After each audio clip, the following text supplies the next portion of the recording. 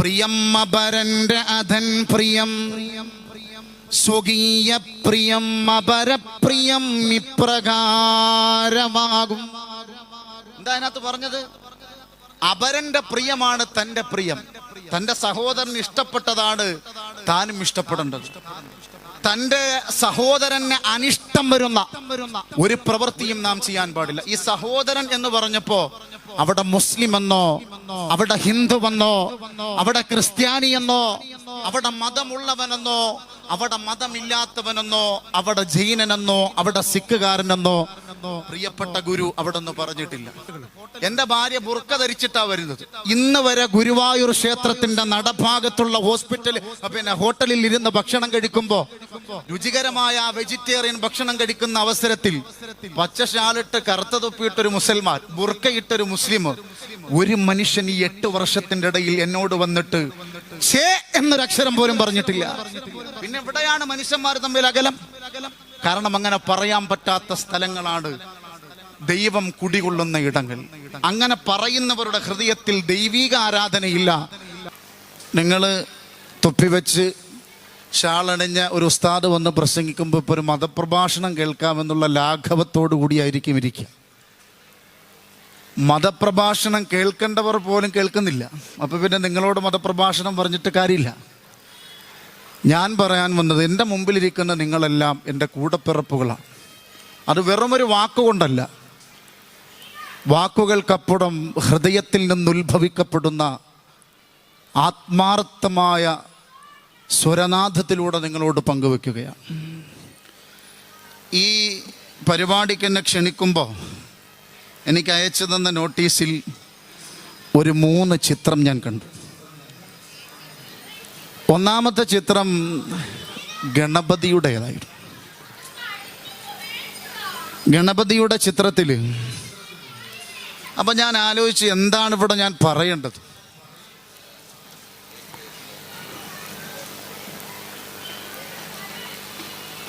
ഞാനങ്ങനെ നെയ്യാറ്റിൻകരയിൽ ഒരു പരിപാടിയിൽ പങ്കെടുത്തുകൊണ്ടിരിക്കുമ്പോൾ നെയ്യാറ്റിൻകര ക്ഷേത്രത്തിൽ നിന്ന് ഗണപതിയെ വാഴ്ത്തപ്പെടുന്ന ഒരു ഗാനം കേട്ടു. എന്നെ സംബന്ധിച്ചിടത്തോളം എനിക്ക് ഭയങ്കരമായി അതിൻ്റെ അനുപല്ലവി വല്ലാതെ ഇഷ്ടപ്പെട്ടു. പല്ലവി വളരെ മനോഹരമാണ്, എന്നാൽ അനുപല്ലവി അതിനേക്കാളും മഹാഭയാനകരമായ അർത്ഥതലങ്ങളുള്ളത്. ശങ്കർ മഹാദേവൻ എന്ന് പറയുന്ന മ്യൂസീഷ്യൻ്റെ അദ്ദേഹത്തിൻ്റെ അപാരമായ കഴിവിൽ നിന്ന് ജനിക്കപ്പെട്ട ആ സംഗീത ശ്രുതി എൻ്റെ മനസ്സിനെ വല്ലാതെ ഹഠാതാകർഷിച്ചു. അപ്പോൾ അവിടെ നിന്ന് ഞാൻ ചിന്തിച്ചത്, കുഞ്ഞു ഗണപതിയെ, എനിക്ക് അല്പോടെ സൗണ്ട് വെക്കണം കേട്ടോ, കാരണം ഞാൻ നോമ്പ് പിടിച്ചിട്ട് ഒരല്പം ഇവിടെ നിന്ന് തന്ന ഈ പറഞ്ഞ നാരിയൽ പാനി അത് മാത്രമേ കഴിച്ചിട്ടുള്ളൂ. അപ്പോൾ അതുകൊണ്ട് എനിക്ക് ഇച്ചിരി സൗണ്ട് വെച്ചായിരുന്നു. മോണിറ്റർ വെച്ചാൽ മതി മോനെ. ഞാൻ കുറച്ച് കാര്യങ്ങൾ പറയുന്നുണ്ട്, അത് യാഥാർത്ഥ്യമാണ്, എൻ്റെ മനസ്സിൽ തോന്നിയതാണ്. കുഞ്ഞു ഗണപതി കൊച്ചുനാളിൽ ഒരു കൊച്ചു പൂച്ചക്കുട്ടിയെ കണ്ടപ്പോൾ ആ പൂച്ചക്കുട്ടിയെ ആദ്യം ഒന്ന് തലോടി, പിന്നെ ആ പൂച്ചക്കുട്ടിയുടെ കഴുത്തിലൊന്ന് പിടിച്ച് ഞെരുക്കി, പിന്നെ ആ പൂച്ചക്കുട്ടിയെ ഞെക്കി ഞെരുക്കിയിട്ട് ദൂരേക്കൊടുത്തൊരൊറ്റ ചുഴറ്റി എറിഞ്ഞു. ഇതെല്ലാം കഴിഞ്ഞ് ഗണപതി തൻ്റെ അമ്മയുടെ സ്ഥലത്തേക്ക്, അമ്മ ഇരിക്കുന്ന ഭാഗത്തേക്ക് വരുമ്പോൾ, പ്രിയപ്പെട്ട സഹോദരങ്ങളെ, അമ്മ വേദനിച്ചുകൊണ്ട് കണ്ണുനീരൊഴുക്കുകയാണ്. സജലമായ കണ്ണോടുകൂടി, കണ്ണ് നിറഞ്ഞുകൊണ്ട് അമ്മ ഗണപതിയെ നേരിടുകയാണ്. അമ്മയുടെ കണ്ണുനീര് ഭൂമിയിലേക്ക് ആർന്നു വീണപ്പോൾ ഗണപതിക്ക് വല്ലാതെ വിഷമായി. എന്തിനാ അമ്മ കരയുന്നത്? എന്തിനാണ് പ്രയാസപ്പെടുന്നത്? എന്തിനാണ് ഇങ്ങനെ പ്രതിസന്ധിയിലാവുന്നത്?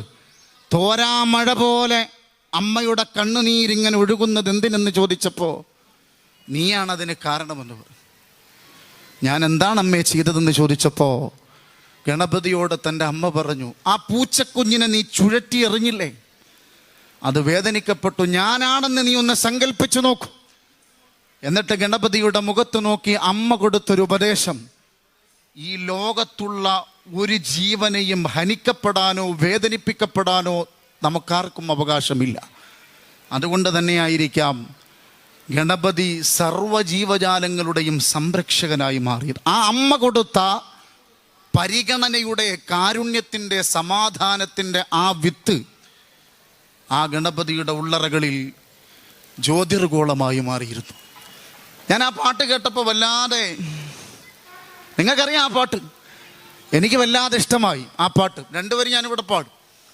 എന്തിനു വേണ്ടി പാടുന്നത് ചോദിച്ചാൽ എനിക്ക് ഇഷ്ടപ്പെട്ടു അതിൻ്റെ അനുപല്ലവി. ഏതായിരുന്നു ആ പാട്ടെന്നറിയോ? ഏകദന്തായ വക്രുദന്തായ ഗൗരീതനയാ ധീമഹി ഗജേശാനായ ബാലചന്ദ്രായ ശ്രീഗണേശായ ധീമഹി. നിങ്ങൾക്കറിയാം എന്നെക്കാളും സുന്ദരമായി പാടാൻ. ഏകദന്തായ വക്രുദന്തായ ഗൗരീതനയാ ധീമഹി ഗജേശാനായ ബാലചന്ദ്രായ ശ്രീഗണേശായ ധീമഹി. ഒരു കൊച്ചു കുട്ടിയാണത് പാടുന്നത്. ഞാൻ മനസ്സിലാക്കി അതിൻ്റെ ഉള്ളറകളിൽ നിന്ന് വരുന്ന ആ ആർദ്രനാദം ഗണപതിയെ ഹൃദയത്തിലോട്ടെടുത്തു വെച്ച് പാടുന്നത് പോലെ എനിക്ക് തോന്നുന്നത്. എനിക്ക് വേണമെങ്കിൽ ഇവിടെ വന്ന ഖുർആനും ഹദീസും ഒക്കെ ഭാരവതാതെ പറയാം. പക്ഷേ ഞാൻ എൻ്റെ പ്രിയപ്പെട്ടവരോട് പറയുന്നത്, എനിക്ക് സർവ്വ മതങ്ങളിലെയും, നേരത്തെ പ്രിയപ്പെട്ട സ്വാമി പറഞ്ഞതുപോലെ ശ്രീനാരായണ ഗുരുവിന്റെ സ്വപ്നം സർവ്വ മതങ്ങളിൽ നിന്നും ഉൾക്കൊള്ളപ്പെടുന്ന മാനുഷിക സത്തുകളെ സാംശീകരിച്ച് മനുഷ്യ ഹൃദയങ്ങളിൽ തളച്ചു കൊടുക്കുക, മനുഷ്യ ഹൃദയങ്ങളിൽ നിറച്ചു കൊടുക്കുക. ആ മനുഷ്യ ഹൃദയങ്ങളിൽ നിറയ്ക്കപ്പെടുന്ന വിത്തുകൾ വളർന്ന് മനുഷ്യത്വത്തിന്റെ മഴവില്ലായി ഈ പ്രപഞ്ചത്തിൽ വിരിയും. ഒരു സംശയമില്ല. അതൊരു വലിയ ചിന്തയാണ്, അത് വലിയൊരു തത്വമാണ്. പ്രിയപ്പെട്ട സഹോദരങ്ങളെ, പ്രിയപ്പെട്ട കൂടപ്പിറപ്പുകളെ എന്ന് വിളിക്കുക. കൂടപ്പിറപ്പുകളെ സഹോദരൻ എന്ന് പറഞ്ഞാൽ സഹ ഉദരൻ എന്നാണ്. ഒരേ വയറിൽ നിന്ന് പിറന്നവർ, ഒരേ പായയിൽ ഉറങ്ങിയവർ, ഒരേ പാത്രത്തിൽ നിന്ന് പങ്കുവെച്ച് കഴിച്ചവർ. എവിടെയാണ് അകൽച്ചയുടെ മതിൽ കെട്ടപ്പെട്ടത്? ആരാണ് കെട്ടപ്പെട്ടത്? ആർക്കു വേണ്ടിയാണ് കെട്ടപ്പെട്ടത്? ഇതാണ് ചിന്ത. ആ മതിൽക്കെട്ടുകളെയൊക്കെ, അതിൻ്റെ അടിത്താളുകളെ, ആ മതിൽക്കെട്ടുകളുടെ അടിസ്ഥാനങ്ങളെ ഇളക്കി മറിച്ച് തകർത്ത് കളയാൻ പറ്റുന്ന തരത്തിലുള്ള മാനുഷിക നന്മകളുടെ ഒരു വലിയ സാരം ശ്രീനാരായണ ഗുരുവിലുണ്ട്. ഗുരുവിൻ്റെ ഓരോ ദാർശനികതകളും ഹൃദയത്തിലോട്ട് ചേർത്ത് വെക്കുന്നവർ അകൽച്ചയുടെ, വൈകാരികതകളുടെ, തെറ്റിദ്ധാരണകളുടെ വൻമതിലുകളെ തകർത്തെറിയും എന്നതിൽ യാതൊരുവിധ സംശയവുമില്ല. പ്രിയപ്പെട്ട സഹോദരങ്ങളെ, രണ്ടാമത് ഞാൻ കണ്ട ചിത്രം ശിവന്റെ ചിത്രമായിരുന്നു. ശിവനെ സംബന്ധിച്ചിടത്തോളം ഞാൻ പഠിച്ചപ്പോ സദ്ഗുരു 108 നാമങ്ങൾ ശിവനെ കുറിച്ച് പഠിപ്പിച്ചിട്ടുണ്ട്. ഇവിടെ ഇരിക്കുന്ന അമ്മമാരോട്, സഹോദരിമാരോട് എനിക്ക് പറയാനുള്ളത്, പ്രവാചകന്റെ സന്നിധിയിൽ അറിവ് കേൾക്കാനിരിക്കുന്ന തന്റെ വിദ്യാർത്ഥികൾ, പ്രവാചകന്റെ സന്നിധിയിൽ അറിവ് കേൾക്കാനിരിക്കുന്ന തന്റെ വിദ്യാർത്ഥികൾ, ആ വിദ്യാർത്ഥികളുടെ തലയിൽ വന്ന പ്രാവിരുന്നാൽ പോലും അറിയില്ലായിരുന്നു. കാരണം പ്രാവിന് തോന്നിപ്പോകും ഇത് മരച്ചില്ലകളാണ്. അത്രയും ഒരു അനക്കം പോലും ഇല്ലാതെ ശ്രദ്ധിച്ച് കേൾക്കുന്ന വിദ്യാർത്ഥികളെയാണ് പ്രവാചകന്റെ വിദ്യാർത്ഥികൾ. എന്നതുപോലെ ഒരു അധ്യാപകൻ, ഒരു മതാധ്യക്ഷൻ ഒരു സ്നേഹഭാഷണം നടത്തുമ്പോൾ കൃത്യമായി നിങ്ങൾ ശ്രമിക്കും. കടകംപള്ളി സാറിന്റെ പ്രസംഗം അവസാനിക്കരുത്. ഈ സമയത്ത് ഒരു മഴ പെയ്ത് അങ്ങനെ ഇരിക്കും. ഈ ചൂടോടുകൂടി ഇരിക്കുന്ന സമയത്ത് ആ മഴ പെയ്യുന്നത് പോലെ ആയിരുന്നു, അല്ലെങ്കിൽ ആ മഴ കിട്ടുന്നത് പോലെയായിരുന്നു അദ്ദേഹത്തിന്റെ വായിൽ നിന്ന് വന്ന ആ സംസാരം. ശരിക്കും എനിക്ക് തോന്നുന്നു അദ്ദേഹത്തിന്റെ ഉള്ളറകളിൽ ഉറങ്ങിക്കിടക്കുന്ന മനുഷ്യത്വം എന്ന് പറയുന്ന വൈകാരികതകളുടെ ഒരു സംഗ്രഹമാണ് അദ്ദേഹം ഇവിടെ പ്രസംഗിച്ചത്. ഇതിനു മുമ്പ് പ്രസംഗം നടത്തിയ സ്വാമിയുമൊക്കെ അത് തന്നെയാണ് പറഞ്ഞത്. പ്രിയപ്പെട്ടവരെ, ശിവന്റെ നാമങ്ങൾ എന്റെ സഹോദരിമാരോട് ചിലപ്പോൾ ചോദിച്ചാൽ ചിലതിനൊന്നും അർത്ഥം പറയാൻ അറിയില്ലായിരിക്കും. അതങ്ങനെയാണ്. ശിവന്റെ നാമങ്ങൾ 108 നാമങ്ങളിൽ അക്ഷയ ഗുണം എന്ന് പറയുന്ന ഒരു നാമമാണ്. അക്ഷയ ഗുണം എന്ന് പറഞ്ഞാൽ പരിധിയില്ലാതെ ഗുണം ചെയ്യുന്ന, ഒരു പരിധികളുമില്ല. പരിധികൾക്കപ്പുറം പരിധികളുടെ അതിർവരമ്പുകളെ ലംഘിച്ച് മാനുഷിക ഗുണങ്ങളും മനുഷ്യനും അല്ലാത്ത ജീവജാലങ്ങൾക്കും ഗുണങ്ങൾ ചെയ്യപ്പെടുന്ന ആൾ Shivan. One who instantly fulfills all wishes എന്നാണ് അതിനെ ഇംഗ്ലീഷിൽ ഇംഗ്ലീഷിൽ ആംഗലേയ ഭാഷയിൽ പറയുക, ഒരു പരിധികളുമില്ലാതെ ആളുകൾക്ക് ഗുണം ചെയ്യുന്ന ആൾ ശിവൻ. ഞാൻ ആ രണ്ടാമത്തെ ചിത്രത്തിൽ കണ്ടു. മൂന്നാമത്തെ ചിത്രത്തിൽ കണ്ടത് ആ മൂന്നാം ചിത്രത്തിൽ കാണുന്നതിന് മുമ്പ് ദയാലു എന്ന് പറയുന്ന ശിവന്റെ മറ്റൊരു നാമമുണ്ട്, കരുണയുള്ളവൻ. ഭയാനകരമായ കരുണ. ശിവന്റെ ഉള്ളറകളിൽ തുടികൊട്ടിയത് കരുണയുടെ സമുദ്രമായിരുന്നു. പ്രിയപ്പെട്ട സഹോദരങ്ങളെ, ആരാധനാപാത്രമായി നമ്മൾ കാണുമ്പോഴും അവരെ കുറിച്ച് വിശാലമായി പഠിക്കാൻ നമ്മൾ ശ്രമിക്കണം. അവർ സമൂഹത്തിന് പകർന്നു കൊടുത്ത നന്മകളെ കുറിച്ച് പഠിക്കാൻ കഴിയണം. എന്റെ പ്രിയപ്പെട്ട സഹോദരങ്ങളെ, ശ്രീനാരായണ ഗുരുവിന്റെ തത്വങ്ങൾ ഒരു ദിവസം കൊണ്ടോ 2 ദിവസം കൊണ്ടോ ഒരു ജന്മം കൊണ്ടോ പറഞ്ഞു തീർക്കാൻ കഴിയില്ല. മനുഷ്യ നന്മകളെ കോർത്തിണക്കി മാനുഷിക നന്മകളുടെ ഒരു മുത്തുമണി മാലയാണ് ശ്രീനാരായണ ഗുരുവിന്റെ ജീവിതം. നോക്കൂ നിങ്ങൾ, അപരന് വേണ്ടി ഇത്രയും ശബ്ദിക്കപ്പെട്ട, അപരനോടുള്ള സ്നേഹത്തിന് വേണ്ടി ഇത്രയും ശബ്ദിക്കപ്പെട്ട ഒരു നവോത്ഥാന നായകനെ നമുക്ക് കാണാൻ കഴിയോ? പ്രിയം അപരന്റെ അധൻ പ്രിയം, സ്വകീയ പ്രിയം അപരപ്രിയം ഇപ്രകാരമാകും. എന്താ അതിനകത്ത് പറഞ്ഞത്? അപരന്റെ പ്രിയമാണ് തന്റെ പ്രിയം. തന്റെ സഹോദരന് ഇഷ്ടപ്പെട്ടതാണ് താനും ഇഷ്ടപ്പെടേണ്ടത്. തന്റെ സഹോദരന് അനിഷ്ടം വരുന്ന ഒരു പ്രവൃത്തിയും നാം ചെയ്യാൻ പാടില്ല. ഈ സഹോദരൻ എന്ന് പറഞ്ഞപ്പോ അവിടെ മുസ്ലിം എന്നോ, അവിടെ ഹിന്ദുവെന്നോ, അവിടെ ക്രിസ്ത്യാനിയെന്നോ, അവിടെ മതമുള്ളവനെന്നോ, അവിടെ മതമില്ലാത്തവനെന്നോ, അവിടെ ജൈനനെന്നോ, അവിടെ സിഖുകാരനെന്നോ പ്രിയപ്പെട്ട ഗുരു അവിടെ ഒന്നും പറഞ്ഞിട്ടില്ല. സഹോദരന്റെ പ്രിയം എന്താണോ, അവന്റെ ഇഷ്ടം എന്താണോ, അവന്റെ ഇഷ്ടത്തിന് വേണ്ടി അവന്റെ ഇഷ്ടമാണ് എന്റെ ഇഷ്ടം എന്ന് പറയാൻ കഴിയണം. മദീന പള്ളിയിൽ പുണ്യ റസൂൽ ഇരിക്കുമ്പോ സല്ലല്ലാഹു അലൈഹി വസല്ലം നോക്കുമ്പോ ഒരു പ്രിയപ്പെട്ട അനുചരൻ വന്നിട്ട് പറഞ്ഞു, പ്രവാചകരെ, ആ മദീനയിലെ മരുഭൂമിയിലൂടെ നടന്നു പോകുന്ന ആ മനുഷ്യനോട് എനിക്ക് സ്നേഹമാണ്. അപ്പൊ പ്രവാചകൻ ചോദിച്ചു, ഇന്ന് വരെ നീ ആ മനുഷ്യനോട് തുറന്നൊന്ന് സംസാരിച്ചോ? ഇല്ല. വിളിക്കൂ അവനെ എന്ന് പറഞ്ഞു. ആ മനുഷ്യനെ വിളിച്ചു, നീ അവന്റെ കൈ പിടിക്കാൻ പറഞ്ഞു. പറയടാന്ന് പറഞ്ഞു, നിന്നോട് എനിക്ക് സ്നേഹമാണ്. അവർ പരസ്പരം ആലിംഗനം ചെയ്തുകൊണ്ട് പറഞ്ഞു, ഉറവ പറ്റാത്ത മനുഷ്യത്വ സ്നേഹം നിന്നോട് എനിക്കുണ്ട്, നീ എന്റെ സഹോദരനാണ്. ദൂരേക്ക് നടന്നുപോയ ആ മനുഷ്യനെ അടുത്തേക്ക് വിളിച്ചുകൊണ്ട് സഹോദരനോടുള്ള സ്നേഹം തുറന്നു പറയാൻ കാണിച്ച പ്രവാചക പൊരുളുകളും. സഹോദരൻ എന്ന് പറയുമ്പോ അത് ഒരു മുസ്ലിം എന്നോ ഹിന്ദു എന്നല്ല, സഹോദരൻ. ഒരമ്മയുടെ വയറ്റിൽ നിന്ന് പിറന്നവൻ. ഇന്ത്യക്കാർ മുഴുവനും സഹോദരങ്ങളാണ്, നാം പഠിച്ചതാണ്. പ്രിയപ്പെട്ട സഹോദരങ്ങളെ, നാം ഇന്നിരിക്കുന്ന ആരാധനാലയങ്ങൾ, നാം ഇന്നിരിക്കുന്ന ഇവിടെ സംഗമിച്ചിരിക്കുന്ന ആരാധനാലയവും എല്ലാം മനുഷ്യ നിർമ്മിതിക്ക് വേണ്ടി കെട്ടിപ്പടുത്തുയർത്തിയതാണ്. എന്റെ പ്രിയപ്പെട്ട സഹോദരങ്ങളെ, എന്റെ വൈഫ് ഹൗസ് ചാവക്കാടാണ്, ഗുരുവായൂർ ക്ഷേത്രത്തിന്റെ തൊട്ടടുത്ത സ്ഥലമാണ്. ഞാൻ എന്തെങ്കിലുമൊക്കെ പരിപാടികൾക്ക് എല്ലാ വ്യാഴാഴ്ചയും അവിടെ നിന്ന് ചെന്നൈ എഗ്മോറിൽ കയറും. അപ്പൊ ഞാൻ എന്തെങ്കിലും ഒരു ഫ്രൂട്ട്സ് ഒക്കെ കട്ട് ചെയ്ത് വെച്ചിരിക്കും. ചിലപ്പോഴും പലപ്പോഴും നോമ്പായിരിക്കും. അപ്പൊ ഞാൻ അടുത്തിരിക്കുന്ന ആളുകളോട്, അവിടെ തീർത്ഥാടനത്തിന് വന്നവരോട് ചോദിക്കും, അല്പം കഴിക്കണോ? അപ്പൊ പറയില്ല, വയറ് നിറഞ്ഞു. ഞാൻ ഇന്ന് വരെ 8 വർഷത്തോളമായി അവിടെ യാത്ര ചെയ്യും. ഈ 8 വർഷത്തിനിടയിലും വയറ് നിറഞ്ഞു എന്ന് പറയുന്ന ഒരു വാക്ക് സ്ഥിരമായി ഞാൻ കേൾക്കുകയാണ്. അതിന്റെ അർത്ഥം എന്തെന്നറിയോ? ഗുരുവായൂരിൽ പട്ടിണി കിടക്കുന്നവർ ഇല്ല. ആര് വന്നാലും അവർക്ക് വയറ് നിറച്ച് ഭക്ഷണം കൊടുക്കുകയാണ്. ശരിയല്ലേ? പട്ടിണിയാണ് ഈ ലോകത്തിലെ ഏറ്റവും വലിയ അപജയം, ഏറ്റവും വലിയ പ്രയാസം പട്ടിണിയാണ്. സഹോദരങ്ങളെ, ആ പട്ടിണിക്ക് വേണ്ടിയിട്ട് പോരാടപ്പെടുന്ന, പട്ടിണിയോട് മല്ലയുദ്ധം നടത്തപ്പെടുന്ന ആളുകളെ ചേർത്ത് പിടിക്കണം. കെവിൻ കാർട്ടർ എന്ന് പറയുന്ന വലിയൊരു ഫോട്ടോഗ്രാഫർ ഉണ്ടായിരുന്നു. പുലിസ്റ്റർ പുരസ്കാരം നേടിയ ആൾ.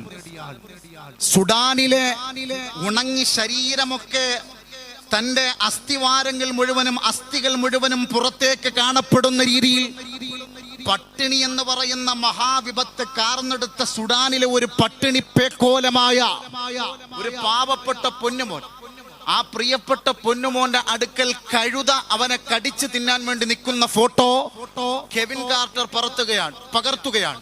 ആ ഫോട്ടോയ്ക്കായിരുന്നു 1991 പുലിസ്റ്റർ പുരസ്കാരം കൊടുത്തത്. വലിയ ബഹുമതിയാണ്. പക്ഷെ ഇദ്ദേഹം കുറച്ചു നാൾ കഴിഞ്ഞപ്പോ വിഷാദ രോഗിയായി മാറി.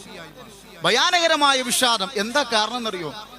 പുലിസ്റ്റർ പുരസ്കാരത്തിന് അർഹനാക്കിയ കെവിൻ കാർട്ടറുടെ പടത്തിലുണ്ടായിരുന്ന ആ സുഡാനി പയ്യനെ, ആ കുട്ടിയെ, ആ സുഡാനിലെ കുഞ്ഞു മോനെ ആ കഴുകനിൽ നിന്ന് രക്ഷിച്ചെടുക്കാൻ കഴിഞ്ഞില്ലല്ലോ എന്ന കുറ്റബോധത്തിൽ ആ പ്രിയപ്പെട്ടവൻ ഈ ലോകത്ത് നിന്ന് ആത്മഹത്യ ചെയ്ത് വേറെ പിരിയുകയാണ് ഉണ്ടായത്. പ്രിയപ്പെട്ട സഹോദരങ്ങളെ, അങ്ങനെ എത്രയോ ആരാധനാലയങ്ങൾ. പട്ടിണിയാണ് ഈ ലോകത്തിലെ അപജയം. ഇന്ന് ഈ നാം ഇരിക്കുന്ന ആരാധനാലയത്തിന്റെ ഉള്ളിൽ ആയിരക്കണക്കിന് ആളുകൾക്ക് ഭക്ഷണം വെച്ചു കൊടുക്കുന്നു, സദ്യ ഒരുക്കി കൊടുക്കുന്നു. ഇതൊക്കെ മനുഷ്യ നിർമ്മിതിക്ക് വേണ്ടിയിട്ടുള്ള, മനുഷ്യന്റെ നന്മയ്ക്ക് വേണ്ടിയിട്ടുള്ളതാണ്, മനുഷ്യന്റെ കാരുണ്യത്തിന് വേണ്ടിയിട്ടുള്ളതാണ്. നിങ്ങളൊന്ന് ശ്രദ്ധിച്ചിരിക്കണേ. നിർത്താൻ സമയമാകുമ്പോൾ എൻ്റെ അടുത്ത് പറഞ്ഞ് അപ്പോഴങ്ങ് നിർത്തിയേക്കും. കാരണം ഞാനും പോയിട്ട് നാളെ പെരുന്നാളാണ്, മറന്നുപോയി. എല്ലാവർക്കും എൻ്റെ ചെറിയ പെരുന്നാൾ ആശംസകൾ. അത് വലിയ ആദ്യമേ പറയേണ്ടതാണ്. മറവി മനുഷ്യന്റെ ഫണ്ടമെന്റൽ ഇമോഷണൽ പെട്ടതാണ്, മൗലികമായ അവകാശമാണ് മറവി എന്ന് പറയും. എല്ലാവരോടും സോറി ആദ്യമായി തന്നെ പറയേണ്ടതാണ്. 29 നോമ്പ് പിടിച്ച ഞാൻ നിങ്ങളോട് പറയേണ്ടതാണ്, നിങ്ങളോട് സദയം ക്ഷമിക്കണമെന്ന് പറയാം. കാരണം അഭ്യസ്ത വിദ്യാഭ്യാസം നേടി മനുഷ്യനെ സേവിച്ചു കൊണ്ടിരിക്കുന്ന വലിയ വലിയ ഡോക്ടർമാർ പോലും ഇവിടെ ഇരിക്കുന്ന സദസ്സ. ശരിക്കും പറയാം, നിങ്ങൾ വിശ്വസിക്കുമെന്നറിയില്ല, ഇന്നലെ എൻ്റെ വാപ്പ പറഞ്ഞുള്ളൂ ശ്യാം ഡോക്ടറെ കാണണം. അതൊക്കെ ഒരു നിമിത്തമായി ഞാൻ കണക്കാക്കുകയാണ്. അതുപോലെ തന്നെ ഗോകുലം മെഡിക്കൽ കോളേജിലാണ് ഞങ്ങൾ എല്ലാവരും കുടുംബത്തോടുകൂടി, ഫാമിലി ഹോസ്പിറ്റലാണ്. എല്ലാത്തിലും എവിടെയും ഒരു ശ്രീനാരായണ മയം. അത് അവിടത്തെ കുടുംബത്തിൽ നിന്നല്ല, അവിടത്തെ ആദരസൂചകമായി അവർക്ക് കിട്ടുന്ന ഈ അംഗീകാരങ്ങൾ, അവിടത്തെയുടെ ആദർശങ്ങൾ നെഞ്ചിലേറ്റിയവരെ ആദരിക്കപ്പെടുമ്പോൾ സംശയിക്കണ്ട. ശ്രീനാരായണ ഗുരുവിനെ ലോകം മുഴുവനും പ്രകീർത്തിച്ച ഒരു നവോത്ഥാന നായകനാണ്. വിനയത്തിന്റെ പ്രതീകത്തിൽ നിന്നുകൊണ്ട് മനുഷ്യോൽപത്തിയെ വാർത്തെടുത്തൊരു മഹോന്നതനാണ് അദ്ദേഹം. വിനയം ഇന്ന് നഷ്ടപ്പെട്ടു പോയി പണ്ഡിതന്മാർക്കിടയിൽ നിന്ന്. ഞാൻ അതിലേക്ക് വരുന്നുണ്ട്. എന്തായാലും ഞാൻ പറഞ്ഞു വന്നത്, പട്ടിണിയാണ് ഈ ലോകത്തിലെ ഏറ്റവും വലിയ അപജയം. ഞാൻ ഇതൊക്കെ പറഞ്ഞു തരുമ്പോ നിങ്ങൾ ശ്രദ്ധിച്ച് കേൾക്കണം കേട്ടോ. കർണനും സുയോധനനും സ്വർഗത്തിലെത്തി. കർണനും സുയോധനനും സ്വർഗത്തിലെത്തിയപ്പോ കുറെ നേരം കഴിഞ്ഞപ്പോ കർണന് വിശക്കുന്നു, ആഹാരം വേണം. നോക്കുമ്പോണ്ട് കഴിക്കാനൊക്കെ ഉണ്ട്. എന്താ ഉള്ളതെന്നറിയോ? സുയോധനൻ നല്ല ആപ്പിളും മുന്തിരിങ്ങയൊക്കെ തിന്നുമ്പോ കർണന് കഴിക്കാൻ കഴിയുന്നില്ല. എന്താ സംഭവം എന്നറിയോ? കർണന്റെ മുമ്പിൽ ഇരിക്കുന്നതൊക്കെ വെള്ളിയാലുള്ള മുന്തിരി, സ്വർണത്തിനാലുള്ള ആപ്പിളൊക്കെ. ശ്രീകൃഷ്ണനെ വിളിച്ചിട്ട് കർണൻ പറഞ്ഞു, വിഷമം പറഞ്ഞു. സ്വർഗമൊക്കെ ആ VIP പരിഗണന തന്നു, പക്ഷെ വിശക്കുന്നു. എന്താ ചെയ്യാ? ശ്രീകൃഷ്ണൻ പറഞ്ഞു, നീ ഭൂമിയിൽ ജീവിച്ചിരിക്കുമ്പോ നിന്റെ മുന്നിലേക്ക് ദാനത്തിന് വേണ്ടി വന്നവർക്കൊക്കെ നീ സ്വർണം വാരി കൊടുത്തു. അതുകൊണ്ട് നിനക്ക് സ്വർഗത്തിലും സ്വർണത്തിലുള്ള ആപ്പിളാ കിട്ടുന്നത്. സുയോധനൻ കഞ്ഞി കൊടുത്തിരുന്നു. സുയോധനൻ പാവപ്പെട്ടവർക്ക് കഞ്ഞി കൊടുത്തിരുന്നു, ഭക്ഷണം കൊടുത്തിരുന്നു. കർണനോട് ചോദിക്കുകയാണ് ശ്രീകൃഷ്ണൻ, കർണ, നീ ഇനി ആർക്കും ഒന്നും കൊടുത്തില്ലെങ്കിലും വേണ്ടിയില്ല, നീ സ്വർണവും നിധികളൊക്കെ കൊടുത്തത് കുഴപ്പമില്ല, പക്ഷേ നീ ഏതെങ്കിലും ഒരാളെ ഇന്ന സ്ഥലത്ത് ഒരു അന്നവൂട്ടുണ്ടെന്ന് ഈ വിരല് കൊണ്ടൊന്ന് ചൂണ്ടിക്കാണിച്ചോ എന്ന് ചോദിച്ചു. കർണൻ പറഞ്ഞു, കാണിച്ചു. സുയോധനന്റെ വീട്ടിൽ അന്നം കൊടുക്കുന്നുണ്ടെന്ന് ഞാൻ ഒരാൾക്ക് പറഞ്ഞു കൊടുത്തു, എന്നാൽ ആ വിരല് നീ ഒന്ന് ഊറാൻ പറഞ്ഞു. കർണന്റെ വിഷപ്പെടുന്നു. അന്നദാനം നടക്കുന്നിടത്തേക്ക് ഒരു വിരല് ചൂണ്ടിക്കൊടുത്ത കർണന് ആ വിരല് കൊണ്ട് വിഷപ്പടക്കാൻ കഴിഞ്ഞെങ്കിൽ, പ്രിയപ്പെട്ട സഹോദരങ്ങളെ, നാമൊക്കെ ചിന്തിക്കണം. പട്ടിണിയാണ് ഏറ്റവും വലിയ വിപത്ത്. ഒട്ടകം ഭക്ഷിക്കുന്നത് കാത്ത് അതിന്റെ പൃഷ്ഠഭാഗത്ത് പോയി കാത്തു നിൽക്കുന്നു ഉദരഭോജനത്തിന് വേണ്ടി. എത്രയോ ആളുകൾ പട്ടിണി പേക്കോലങ്ങൾ. എല്ലാ ആരാധനാലയങ്ങളിലും, ഈ ആരാധനാലയങ്ങളിൽ പോലും ഏറ്റവും വലിയ കർമ്മമാണ് അന്നദാനം എന്ന് പറയും. പട്ടിണിക്ക് മതമുണ്ടോ? ദാരിദ്ര്യത്തിന് മതമുണ്ടോ? ഒരിക്കലില്ല. എല്ലാ ദൈവിക ആരാധനാലയങ്ങളും വിളിച്ചോതപ്പെടുന്നത് കരുണാലയങ്ങളാണ്. ഇത് കരുണാലയങ്ങളാണ്. ഈ കഴക്കൂട്ടത്തുള്ള കുളത്തൂരിലുള്ള കോലത്തുകര ശിവക്ഷേത്രത്തിൽ നിന്നുകൊണ്ട് ഞാൻ പറയാ, ഇതൊരു ആരാധനാലയം മാത്രമല്ല, ഇതൊരു കരുണാലയമാണ്, ഇതൊരു കാരുണ്യാലയമാണ്. ഈ മുറ്റത്തേക്ക് മനുഷ്യന് കടന്നു വരാം. ഗുരുവായൂർ അമ്പലത്തിന്റെ നടയില് നല്ല വെജിറ്റേറിയൻ ഹോട്ടലുകളാണ്. ഞാൻ അവിടെ ചെന്നാൽ ഭാര്യയും കൂട്ടിപ്പോയി അവിടെ പോയിരുന്ന് കഴിക്കും. ഇതേ തൊപ്പി ചിലപ്പോ ഈ കളർ ഇപ്പോ കാഷായ കളർന്നേ ഉള്ളൂ, ചില സമയത്ത് പച്ച ഷാളായിരിക്കും അണിയുന്നത്. ആ നടയുടെ ഭാഗത്തൊക്കെ ഒരുപാട് ഹോട്ടലുകൾ. എന്റെ ഭാര്യ ബുർക്ക ധരിച്ചിട്ടാ വരുന്നത്.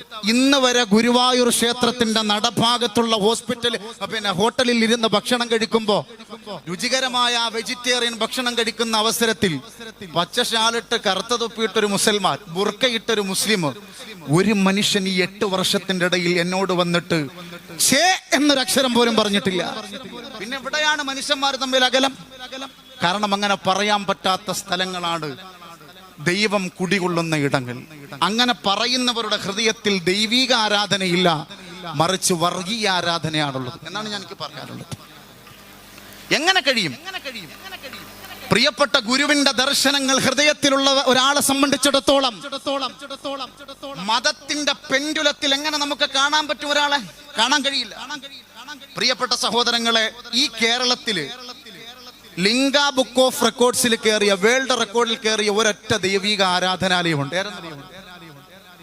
വേൾഡ് റെക്കോർഡിൽ, ലിംഗ ബുക്ക് ഓഫ് വേൾഡ് റെക്കോർഡിൽ ഫാദർ മനസ്സിലാക്കണം, പ്രിയപ്പെട്ട ഫാദർ ഇരിക്കുന്നു, അദ്ദേഹത്തിന്റെ വിനയമാണ് എനിക്ക് ഇഷ്ടപ്പെട്ടത്.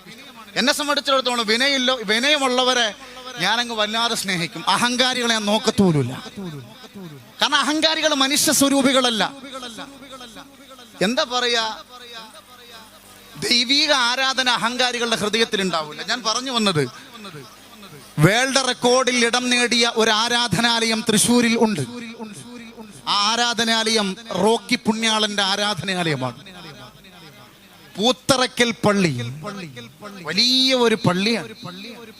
ആ പള്ളിയിൽ എങ്ങനെയാണ് ആ നാടിന് ലിംഗ ബുക്ക് ഓഫ് റെക്കോർഡ്സ് നേടിക്കൊടുത്തത്? 600ഓളം വരുന്ന കുടുംബങ്ങൾ പുണ്യാളന്റെ പള്ളിയിലെ പരിസരത്തുള്ള മുസ്ലിമും ഹിന്ദുവും ക്രിസ്ത്യാനിയും 600ഓളം കുടുംബങ്ങൾ സമ്പൂർണ്ണ അവയവദാന സാക്ഷരതാ ഗ്രാമമായി പ്രഖ്യാപിക്കപ്പെട്ടു.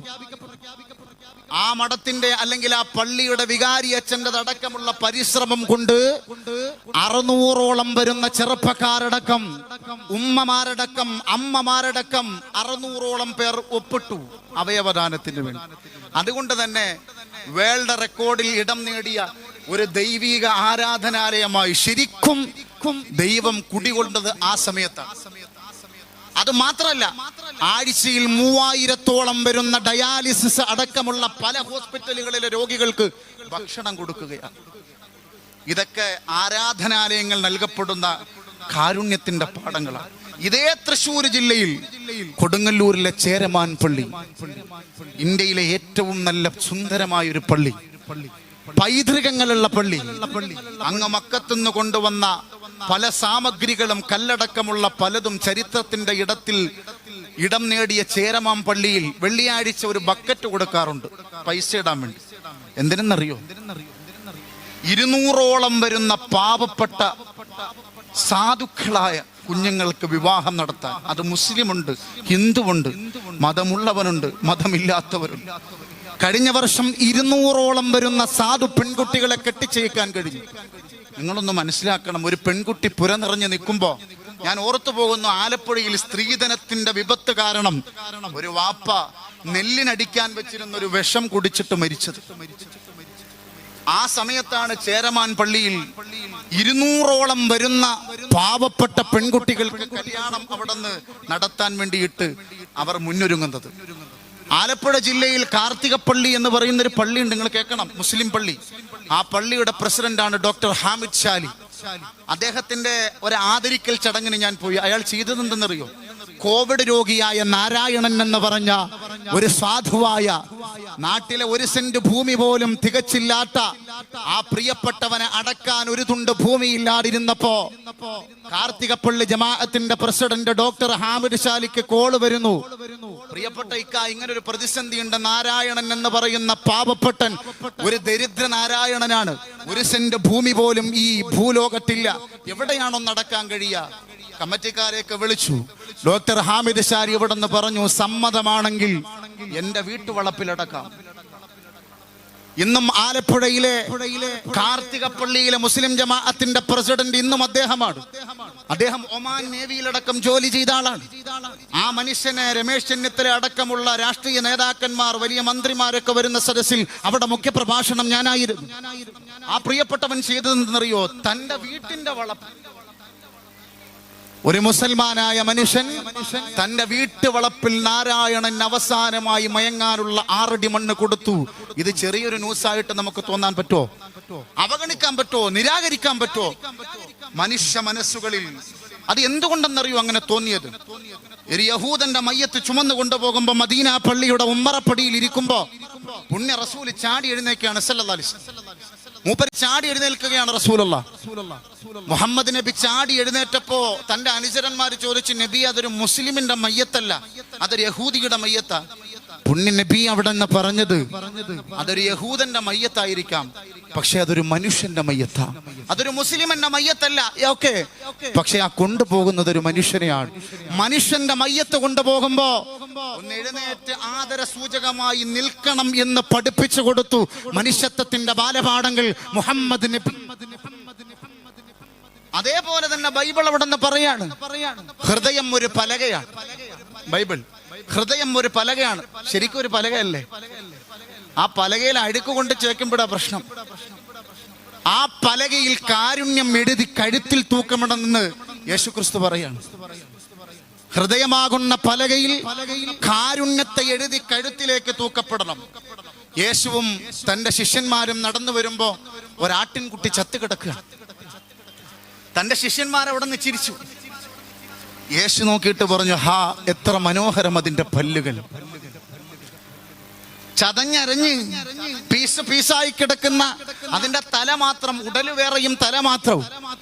അല്ലെങ്കിൽ ആ മരിച്ചു കിടക്കുന്ന ആ ആട്ടിൻകുട്ടിയെ നോക്കിയിട്ട് അതിന്റെ പുഞ്ചിരിച്ച അതിന്റെ പല്ലുകൾക്ക് എന്ത് രസം, അഴുകിയ ആ ദേഹത്തെ നോക്കിയിട്ട്. ഇതാണ് യേശുക്രിസ്തുവിന്റെ കാരുണ്യം. പ്രിയപ്പെട്ട സഹോദരങ്ങളെ, തെറ്റിദ്ധാരണകളാണ് ഓരോ മതത്തെയും വ്രണപ്പെടുത്തുന്നത്. ആരാണ് തെറ്റിദ്ധരിപ്പിക്കപ്പെടുന്നതെന്ന് ചോദിച്ചാൽ അവരെ കണ്ടെത്തേണ്ട ഉത്തരവാദിത്തം നമുക്ക് തന്നെയാണ്. നമ്മുടെ ഉള്ളറകളിൽ കുടികൊള്ളപ്പെടുന്ന ദൈവം, ആ ഒരു പരാശക്തി മനുഷ്യത്വമുള്ളവന്റെ ഹൃദയത്തിലേ ഉള്ളൂ എന്നൊരു സത്യം നാനും നിങ്ങളും അറിയണം. അല്ലാതെ ഏത് വേദങ്ങളും ഏത് പൊരുളുകളും ഏത് ദാർശനികതകളും ഉള്ളിൽ വെച്ചിട്ടും ഒരു രക്ഷയുമില്ല. എന്റെ റസൂൽ എങ്ങനെ ആയിരുന്നു സല്ലല്ലാഹു അലൈഹി വസല്ലം? നിങ്ങൾ കേൾക്കണേ. ഞാൻ ഈ പറയുന്ന കുളത്തൂർ കോലത്തുകര ശിവക്ഷേത്രത്തിന്റെ മുന്നിൽ ഞാൻ എന്റെ റസൂലിനെ പറയാണ്, ഒരു 10 മിനിറ്റ് നിങ്ങൾ കേട്ടോണം. തെറ്റിദ്ധാരണകൾ പരത്തപ്പെടുമ്പോ, തെറ്റിദ്ധാരണകൾ പരത്തുന്നവരുടെ അല്ലെങ്കിൽ ആശയങ്ങളെ വളച്ചൊടുക്കുന്നവരുടെ മുമ്പിൽ അജ്മൽ കസബ് ഇന്ത്യ മഹാരാജ്യത്തിന്റെ പട്ടാളക്കാർ, ഇന്ത്യയുടെ അതിർത്തി കാക്കുന്ന പാവപ്പെട്ട പട്ടാളക്കാരുടെ നെഞ്ചിൽ നിറയൊഴിച്ച അജ്മൽ കസബ്, അയാളെ ഇങ്ങനെ കൊണ്ടുപോകുമ്പോ എവിടെ നിന്നോ ഒരു ലുഹർ ബാങ്ക് കേൾക്കാണ് പള്ളിയിൽ നിന്ന്. എനിക്ക് നിസ്കരിക്കണം അത്ര. പുഞ്ചിരിച്ചുകൊണ്ട് പാവപ്പെട്ട ഇന്ത്യയുടെ സഹോദരന്മാരെ വെടിവെച്ചു കൊന്ന അജ്മൽ കസബിന്റെ നയമല്ല, ആ ഇസ്ലാമല്ല എന്റെ റസൂലിന്റെ ഇസ്ലാം. ഞാൻ നിങ്ങൾക്കത് പഠിപ്പിച്ചു തരികയാണ്. ഒരു യഹൂദ പെണ്ണ്, മദീനത്തെ ആദ്യത്തെ പള്ളി മസ്ജിദുൽ ഖുബ, ആ ഖുബാ പള്ളിയുടെ ഉള്ളിൽ തൂത്തു തുടയ്ക്കാൻ വരുന്ന ഒരു യഹൂദി പെണ്ണുണ്ടായിരുന്നു. ആ പെണ്ണ് മരിച്ചുപോയി. ഒരു സന്ദർഭത്തിൽ പുണ്യ റസൂല് വന്നിട്ട് ചോദിച്ചു, അവളെ കാണുന്നില്ലല്ലോ, അവൾ മരിച്ചു റസൂലെ. ഓടുന്നു റസൂല്, വേച്ചോടുന്നു. മദീനത്തെ മലഞ്ചെരിവിൽ ആ യഹൂദ പെണ്ണിനെ കുഴിച്ചിട്ട കബറടത്തിന്റെ ചാരത്ത് നിന്ന് പൊട്ടിക്കരഞ്ഞു റസൂൽ. അതാണ് സാഹോദര്യം. നിങ്ങൾ ചിന്തിച്ചു നോക്കൂ, അതാണ് സാഹോദര്യം. അതേ മസ്ജിദുൻ നബവി, മദീന പള്ളി, നിങ്ങൾ കാണുന്ന ഫോട്ടോയിലൊക്കെ കാണുന്ന അതേ മസ്ജിദുൻ നബവി, ആ പള്ളിയുടെ മുറ്റത്തിരിക്കുമ്പോ മുത്തുനബി ഇങ്ങനെ ഇരുന്ന കരയാണ്. പുണ്യ റസൂൽ, പുരുഷാകൃതി പൂണ്ട ദൈവമോ നരദിവ്യാകൃതി പൂണ്ട ധർമ്മമോ പരമേശ പവിത്രനാം പുത്രനോ കരുണാവാൻ നബി മണിമുത്തുരത്നമോ. ബഹുമാനപ്പെട്ട ഗുരുദേവൻ എഴുതിയതാണ്. പ്രിയപ്പെട്ട സഹോദരങ്ങളെ, മദീന പള്ളിയുടെ മുറ്റത്തിരിക്കുമ്പോ പുണ്യനബി കരയുന്നു. തന്റെ ശിഷ്യനായ ഉസ്മാൻ വരിയാണ്, നബിയെ എന്തിനാണ് കരയുന്നത്? പറഞ്ഞു, ആ കുട്ടികളെ കണ്ടോ, 2 അനാഥ ബാലന്മാരാണ്. ആ കുഞ്ഞുങ്ങൾ, അപ്പുറത്തെ ഒരു ഈന്തപ്പഴത്തോട്ടമുണ്ട്. ആ ഈന്തപ്പഴത്തോട്ടത്തിലെ ഈന്തപ്പന കാച്ചു നിൽക്കുകയാണ്. അതിലെ രുചികരമായ ഈന്തപ്പഴം എന്നോട് വാങ്ങിത്തരാൻ പറഞ്ഞു. ഞാൻ മദീനത്തെ വലിയ നേതാവാണ്, പക്ഷേ എന്റെ പോക്കറ്റ് കാലിയാണ്. എനിക്ക് അനാഥ കുഞ്ഞുങ്ങളുടെ വേദന എനിക്ക് സഹിച്ചില്ല. ഉസ്മാനിനോട് പറഞ്ഞു, ഉസ്മാനെ നീ ആ കുഞ്ഞുങ്ങൾക്ക് ഈന്തപ്പഴം വാങ്ങിച്ചു കൊടുക്കൂ. എന്താണെന്നറിയോ എൻ്റെ പ്രിയപ്പെട്ട സഹോദരങ്ങളെ, പുണ്യ നബി ഇങ്ങനെ കരഞ്ഞതിൻ്റെ കാരണം പ്രവാചകൻ ഒരു അനാഥ ബാലനായിരുന്നു. കുഞ്ഞുനാളിലെ അനാഥത്വത്തിന്റെ കയ്പനുഭവിച്ച ഒരു മഹാനായ നവോത്ഥാന നായകനായിരുന്നു മുഹമ്മദ് നബി. അതുകൊണ്ടാണ് ഈന്തപ്പഴത്തിന് വേണ്ടി പൊട്ടിക്കരഞ്ഞ ആ കുഞ്ഞുമക്കളെ കണ്ടിട്ട് പ്രവാചകന് സഹിച്ചില്ല. പക്ഷെ ആ ഈന്തപ്പഴം വാങ്ങിക്കൊടുക്കാൻ പോലുള്ള ദിർഹം തന്റെ കയ്യിലില്ല. ഉസ്മാൻ പറഞ്ഞു, നബിയെ ഞാൻ വാങ്ങിക്കൊടുക്കാം. ഈന്തപ്പഴമല്ല ഉസ്മാൻ വാങ്ങിക്കൊടുത്തത്. ആ അനാഥ മക്കളുടെ കൈ പിടിച്ചിട്ട് മുതലാളി എടുത്തു പറഞ്ഞു, ഈ 2 മരങ്ങൾ ഈ 2 മക്കൾക്ക് വേണ്ടി പതിപ്പിച്ചു കൊടുക്കും. ഇതിൽ നിന്ന് ഇനി ഒരൊറ്റ ഈന്തപ്പഴം നീ എടുക്കരുത്. ഇവർക്ക് ആവോളം തിന്നാൻ വേണ്ടി ആ 2 ഈന്തപ്പഴ മരത്തിനെ പതിപ്പിച്ചു കൊടുത്തു ഉസ്മാൻ. ഇതാണ് നാരായണ ഗുരുവിന്റെയും ശൈലി.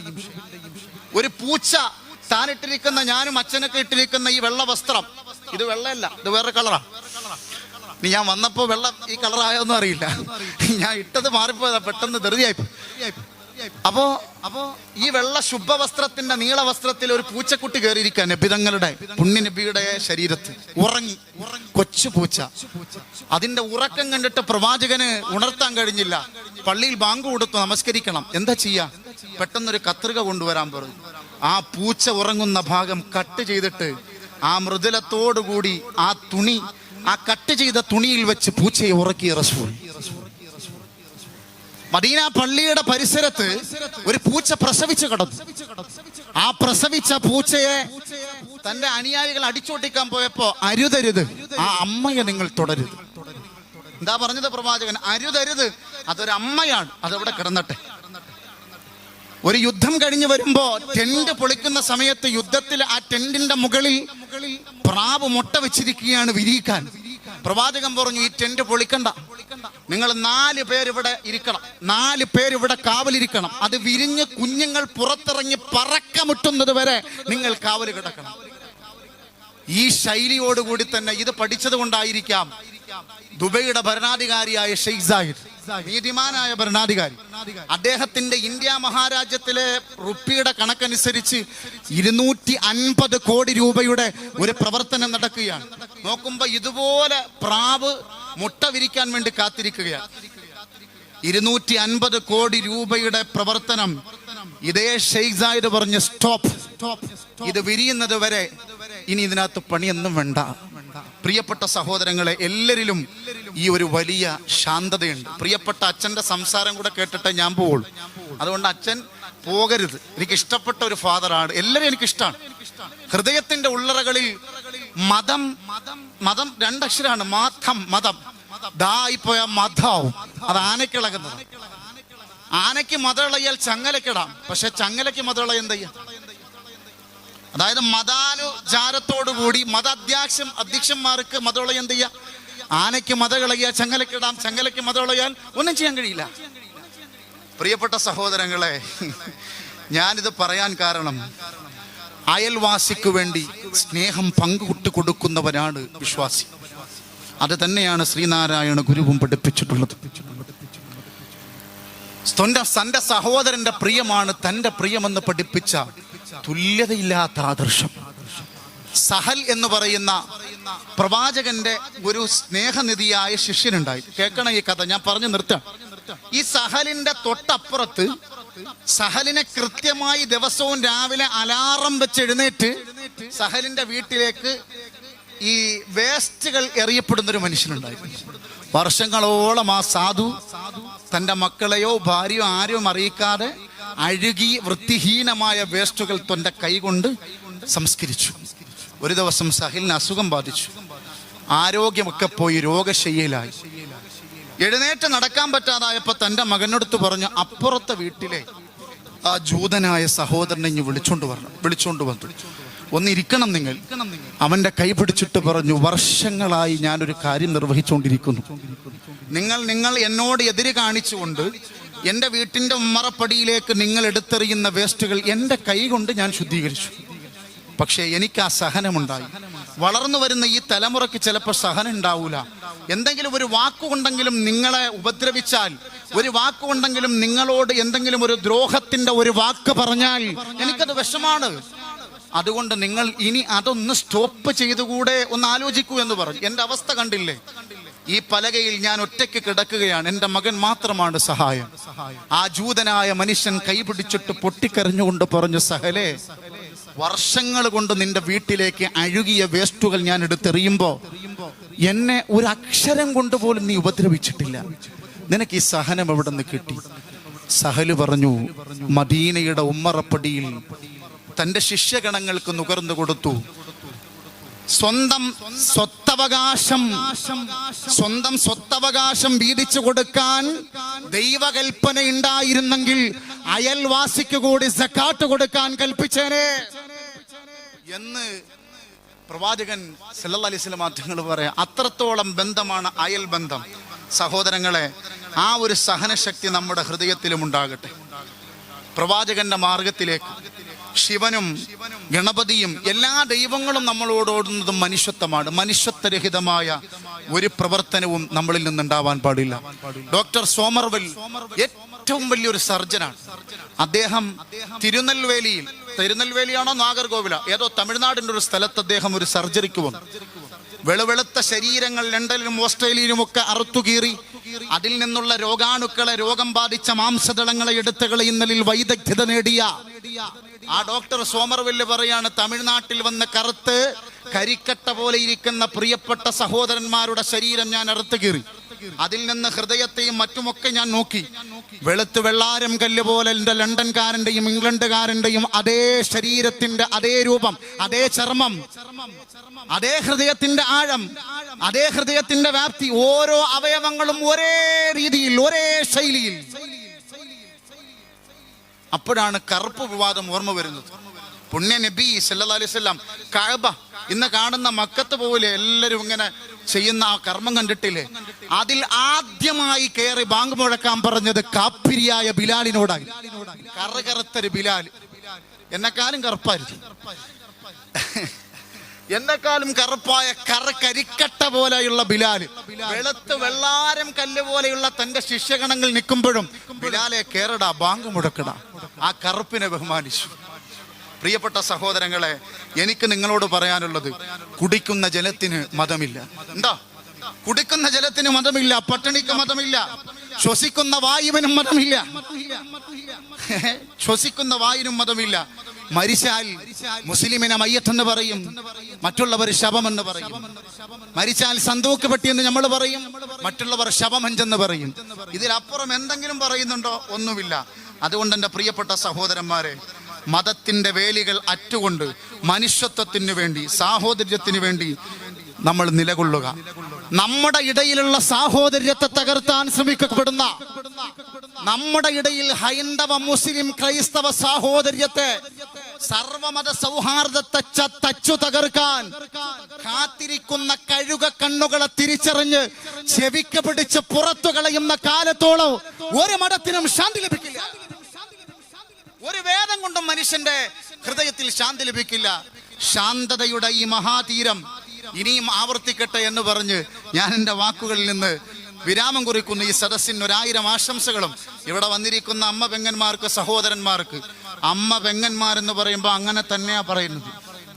എൻ്റെ ഉമ്മ പ്രസവിക്കാത്ത എൻ്റെ സഹോദരിമാർ ഇവിടെ ഉണ്ട്, എന്നെ പ്രസവിക്കാത്ത എൻ്റെ അമ്മമാരുണ്ട് ഇവിടെ. ആ അമ്മമാരോടും എൻ്റെ സഹോദരങ്ങളോടും ഈ സംഘാടകരോടുമൊക്കെ എന്നെ വിളിച്ചതിന് 1000 നന്ദി പറഞ്ഞുകൊണ്ട് ഞാൻ എൻ്റെ വാക്കുകൾ നിർത്തട്ടെ. നന്ദി, നമസ്കാരം, ജയ് ഹിന്ദ്.